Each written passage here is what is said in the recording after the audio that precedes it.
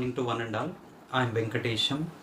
I am going to discuss about colligative properties in this video. I am going to discuss about last topic in colligative properties, that is abnormal colligative properties. Right. So what are the abnormal colligative properties? So first we'll discuss about what are the colligative properties.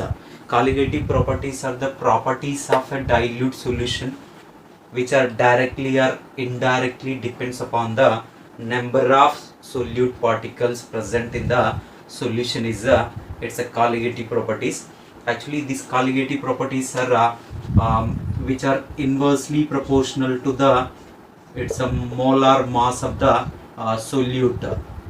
Colligative properties are inversely proportional to the molar mass of solute, and we can write down in the short form Cp is inversely proportional to the molar mass of solute.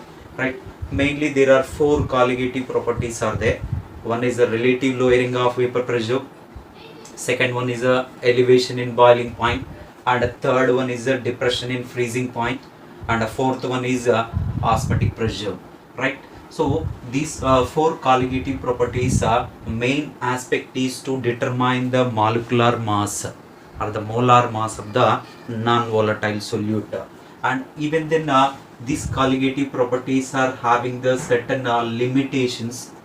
In that limitations, first limitation is that colligative properties are applicable only for the dilute solutions in which the solute should be non-volatile, and another limitation is that, and definitely these colligative properties are applicable for dilute solutions and in which there is a volatile solvent should be there. Right. And the next third one is there is a third limitation is this non-volatile solute, whatever the non-volatile solute is there, this non-volatile solute should not dissociate is another limitation. And the fourth limitation is the non-volatile solute should not associate. These are the four limitations are there. In that case particularly solute should not dissociate and solute should not associate is a most important one, and that actually giving rise to the here abnormal colligative properties. Right. So whenever there is in the case of covalent compounds and generally these covalent compounds will not dissociate whenever it is dissolved in a suitable volatile solvent, and even in some particularly polar covalent compounds are there.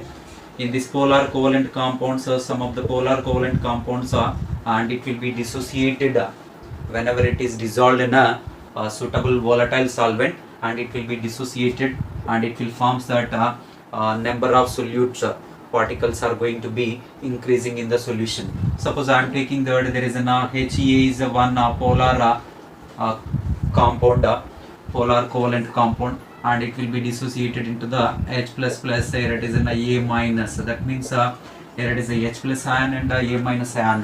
1 mole of HEA is dissociating into 1 mole of H plus and 1 mole of A minus.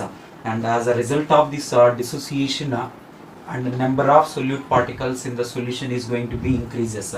And generally these covalent compounds are will not dissociate in the suitable solvent, but some of the polar covalent compounds will be dissociate, and it increases the number of solute particles in the solution.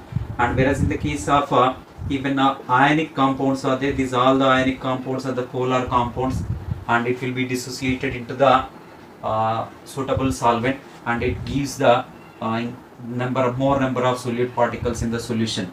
Right. Suppose I am taking that there is an Ma is one ionic compound, and it will be dissociated into the M++. Here it is an A minus. So here 1 mole of Ma giving rise to 1 mole of M plus and 1 mole of M minus.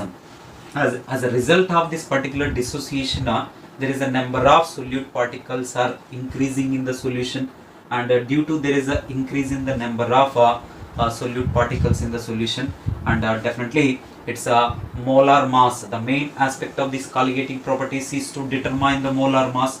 What we have calculated that molar mass is going to be or I can write this is an experimental molar mass. What we are calculated that molar mass, that molar mass is a experimental molar mass is always lesser than the its a normal molar mass ma. So that's the reason in some cases, particularly dissociation cases, there is a number of solute particles are going to be increases after the dissociation, and it's a experimental molar mass is less than the its a normal molar mass. But some of the solute particles are there, some solute particles are, and it will be converting into the, it will be associating as a like a dimer and then trimer and then polymer. That means when the solute particles are converting into the dimer and the trimer, that means association of the solute particles can be takes place. This association will decreases the number of solute particles in the solution. It decreases the number of solute particles in the solution. That's the reason in the case of association, and we found that there is a experimental molar mass is going to be, so which is always greater than the it's a normal molar mass ma. And whereas in the case of particularly dissociation case, experimental molar mass is going to be decreases. In the case of association, there is an experimental molar mass is going to be increases compared to the normal molar mass, and experimental molar mass is going to be decreases, and in some cases it is an increases. Such kind of molar masses are called as it's abnormal molar masses. Such a molar masses are called as abnormal molar mass. Such a molar masses are called as abnormal molar mass. What we have expected that we will not get so due to the dissociation or association, and in some cases a dissociation case we are getting the less molar mass, and in association case we are getting the more molar mass. Such a molar mass is called as it's a abnormal molar mass. So what are the properties related for this colligative properties which are giving this abnormal molar mass, that are called as it's a abnormal colligative properties. Such a colligative properties are called as abnormal colligative properties ma. And here abnormal molar mass, and the next one is abnormal colligative properties, right? So main two principal reasons are there. If the solute is dissociating is one case, and solute is associating is another case. But Van 't Hoff is a scientist. He has introduced the Van 't Hoff factor to find out the how much extent of dissociation, to find out the how much extent of association takes place by the non-volatile solute. And Van 't Hoff is a scientist. He has introduced the factor called as the Van 't Hoff factor. Here, Van 't Hoff factor is it is a ratio between the number of moles of solute particles after the association or dissociation to the total number of particles, solute particles before the association or dissociation is it's a simply a it's a Van 't Hoff factor ma. Van 't Hoff factor can be defined in a different ways ma. Generally Van 't Hoff factor is it is simply a ratio between the experimental colligative property to the it is a experimental colligative property to the this is a normal colligative property. So Van 't Hoff factor is it is a ratio between the experimental colligative property to normal colligative property. Also we can write mathematical I equals to experimental Cp divided by normal Cp, and generally these colligative properties are inversely proportional to the molar mass of solute. And in terms of molar mass of solute also I can write Van 't Hoff factor I is equals to this is so molar mass of normal to the here it is a molar mass of experimental is it's a Van 't Hoff factor. The Van 't Hoff factor is a ratio between the molar mass of a normal to the molar mass of experimental is it's a Van 't Hoff factor ma. And here Van 't Hoff factor even we can write in terms of its a number of moles present and a number of moles dissociated also. Generally number of moles present after the association or dissociation can be represented by a symbol Np, and generally this Np is directly proportional to the experimental colligative property, whereas the number of moles of solute particles that are dissociated or associated can be represented by a symbol Nd, which is directly proportional to the which is a normal colligative property. So from this also I can write that Van 't Hoff factor which is I is equals to, this is a NP divided by, where it is a ND. So the ratio between the number of particles that are that are present after the association or dissociation to the number of moles of solute particles that are present before the dissociation or association is it's a ND, right? So from this I can write mainly there is three situations will be raised, and one is if solute is if solute dissociated, what happens? If solute dissociated, if solute is dissociated, generally number of moles of solute is more than the, it is a number of moles present in the solution, NP is more than the, it is the ND. So from that I can write it is a Van 't Hoff factor I is greater than the 1. Okay, if solute dissociated, then I can write number of moles present in the solution, NP is greater than the ND, so that it's a Van 't Hoff factor I is greater than the 1.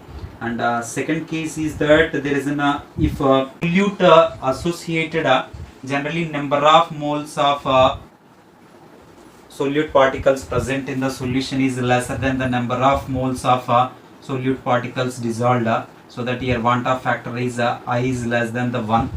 And third case is here if solute is neither dissociated or nor associated, and generally here number of moles of solute present is equals to the ND number of moles of solute dissolved. So at the time there is an Van 't Hoff factor I is equals to 1, and here there is no question about its abnormal colligative properties. Always will get that normal colligative properties, right? So these are the three situations will be raised when the Van 't Hoff factor I is equals to, we can express in terms of it's a NP divided by ND. What is the NP? NP is nothing but the number of moles of solute particles present in the solution after the dissociation or association, whereas the ND is nothing but number of moles of solute that are dissolved in its association or dissociation. So from that these are the three situations will be raised. To find out the molar mass of solute, Van 't Hoff given all the four colligative properties in terms of its Van 't Hoff factor, and first colligative property here RLVP is given as it's introduced Van 't Hoff factor I into its mole fraction of solute x1, and the second colligative property delta TF elevation in boiling point, delta TB elevation in boiling point is equals to, this is a I into, this is a KB into M, and the third colligative property is depression in freezing point, delta TF is equals to, this is a I into KF into, where it is a M, and the fourth one is osmotic pressure pi is equals to, generally CST we will write, and a Van 't Hoff factor I is introduced, I into CST we will write. So these are the four colligative properties are rewritten in terms of its Van 't Hoff factor. RLVP equals to I into x1, delta TB is equals to I into KB into M, delta TF is equals to I into KF into M, and here pi is equals to I into its CST.